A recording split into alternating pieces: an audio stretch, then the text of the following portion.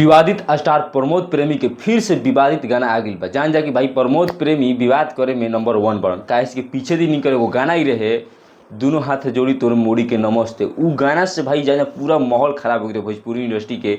जो नहीं अपन स्टेज पर हरकत करे रहन, दोनों हाथ जोड़ी तोर मोड़ी के नमस्ते, उहे ट्रैक पर उहे धुन पर प्रमोद प्रेमी फिर से एगो गाना लाइल बन, जो गाना का नाम हो तार छड़ी के नमस्ते। अब भाई कौन छड़ी के प्रमोद प्रेमी नमस्ते करत रहन तो समझे में नहीं आवत। आ एकर जौन गाना के लिखले बाड़े छोटन मनीष का समझ के भाई गाना लिखत रहा तो बुझाते नहीं के, बुझा गई बा कि साहब प्रमोद प्रेमी के लिखा गया बा विवादित स्टार केहू बा तो प्रमोद प्रेमी यादव बड़। तो भाई ऐसा ऐसा गाना प्रमोद प्रेमी गाँव तो भोजपुरी के माहौल खराब हो जाता है। कैसे पीछे दिन स्टेज पर जन अश्लील हरकत रहे, पूरा भोजपुरी गाना पर थू करते रहे। आ ऐसा ना करे के चाहिए। काहे कि प्रमोद प्रेमी लेजेंड कलाकार बड़न, इनकर आवाज़ बहुत बढ़िया लगला, हमने सब कोई के बढ़िया लगल। इनकर आवाज़ गाना बहुत हिट गावलन, देवी गीत हो गल, छठ गाना हो गल, इनकर बहुत खतरनाक लगला।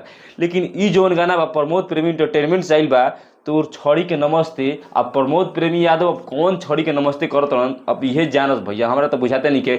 एक और म्यूजिक डायरेक्टर बनल अभिषेक तिवारी, म्यूजिक तो बहुत अच्छा बा, जवाब बा, वह ट्रैक पर बाटे तो आग लगाओ था मार्केट में। आई प्रमोद प्रेमी के भाई कहते बनी आवाज़ बहुत अच्छा लगेला, सब कोई के अच्छा लगेला।